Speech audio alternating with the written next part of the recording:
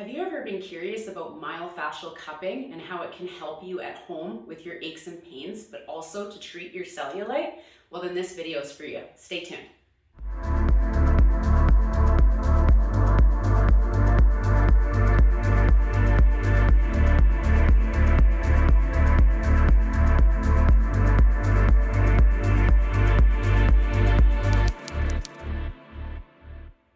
Hi guys, I'm Natalie. Welcome back to my channel. Today I want to review with you how you can use myofascial cups at home. Allow me to show you how you can treat your aches and pains, especially low back, hip, and knee pain. As a little bonus, you may also see a reduction in the appearance of cellulite. What do I got here? These are myofascial cups. If you do not have any, then check out the link down in my Amazon store where you can pick these up for a very affordable price. It'll come right to your door and then you can follow along. Now, what is cupping? Cupping has been around for centuries. It traditionally started with traditional Chinese medicine. Now, I'm not gonna pretend that I know tons about Chinese cupping because I don't.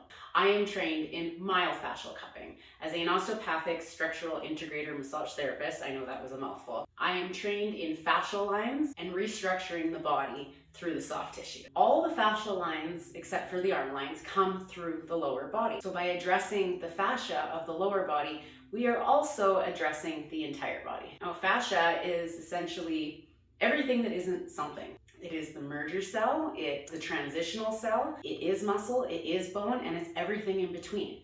It comes in different forms like extracellular matrix, so what's in our viscera, between our organs, all the way down to really thick fibrous fascia like our IT band. Can we stretch or change the fascia? For the most part, no, unless it is a temporary kind of restriction. Remember how I said it's kind of between everything and it is everything? If the fascia becomes injured or responding to stress or positions, we've been kind of stuck in a position a certain way, the fascia can recoil or develop scar tissue in the layers and then bring two layers together. Now, by two layers, I mean maybe two muscle layers. It is not ideal to have our hamstring muscle stuck to our inner thigh muscle, as they both have different lines of pull and different action. So how can we treat that? Of course, many different ways. Movement is massage, manual therapy, but my favorite is cupping. What does this have to do with cellulite? Cellulite is damage to the fascia where essentially fat pokes through. When our fascia is congested and we have all these different rubber bands and we get a hole in it, like an old t-shirt, that's where you will see those lumps and bumps that are cellulite. So cupping works to reduce the appearance of cellulite two ways: by reorganizing the fascia and draining some of that extra fluid back out that may be trapped in those layers. I'm sure you're not here to listen to me ramble on and on and on about what cupping is. You just want to know how.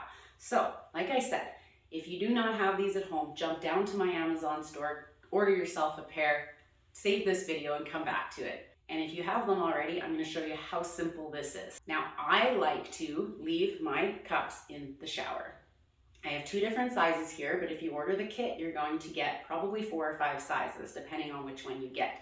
Now, of course, this can be done outside the shower, but I found to save time, I wash my hair, put my conditioner in, I grab my cup, and then I take just regular old soap, body wash, whatever I'm using, and I put it all over the areas that I want to work on. Then you simply take your cup, squish the cup, and place it on your leg. From there, you're just going to gently rub down and up all the way around. Now you notice I'm using my bigger one here because I am on a larger area. I'm going down and up, down and up. Now, if this is the first time you have ever used one of these cups, it can be intense. If it is too much and you've got it on there and you're like, oh no, I am not moving that cup, then just release it, and you release it by just pulling it off and then just maybe squish it not as hard this time. Moving all the way around, down and up through the thighs. We want to follow the fascial lines. We're going in both directions. And inner thighs as well. Remember, that's a wooey spot. In, around, back, and down. And when we get up to the pelvis, you can move into circles around the glutes. You can go up and down, or if it feels better to do so, you can also go side to side.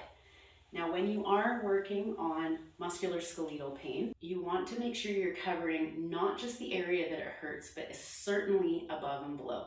And the same thing is true for cellulite. Remember, these fascial lines run head to toe. They take different routes, and we don't want to just treat the area that's already injured. Sometimes if we treat above and below, it can release those areas so the middle injured area can release.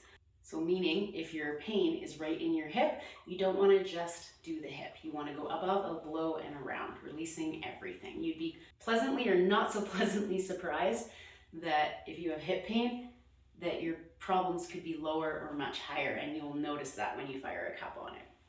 So as you're coming around and through the hip, once you get a little bit higher, you can go up and around the crest of the ilium. So that's your big hip bone. Be very gentle in this area. There is a fairly superficial nerve called the gluteal nerve. It's not going to be too bothered by the cup, but we want to keep the cup moving. If we leave the cup in one area, it's not going to hurt you, but you will end up with a big old bruise in that area, hickey type bruise. And then turning around here so you can see, you can come in through the lower back, massaging in through this area, and maybe across even to the stomach. Now when you are on the stomach, you always want to go up the right side, across, and down the left side. That's just to follow your colon. So you're going in my case, I'm going in a clockward or counterclockwise direction, but I'm not really sure what it would look like on camera because I'm backwards to you guys. So again, you're going up the right, across the top, and down the left side. Again, you can just move on over to the other side, up and down through the leg. Now, some of you that have been in office with me and I've done a very thorough assessment, some of you I have guided you to do up one leg and down the other based on your structural findings. Continue doing that if I've told you to do that in the past. If you have not seen me in office for an assessment and you're curious, we can always jump online and do a quick online assessment, and I can maybe help you with the directional of this cupping. So we're moving all the way around, inner thigh, outer thigh, up and down, keeping the cup moving so we don't get those nasty bruises. Now you may, if this is the first couple times you've ever done this, and you don't have a lot of blood flow to the superficial tissues, you may see some bruising or bright color changes. That again is very normal. Very important to make sure if you have varicose veins or very bright spider veins, please stay away from those areas. We don't want to be pulling on them and increasing any more vascular pressure to that area.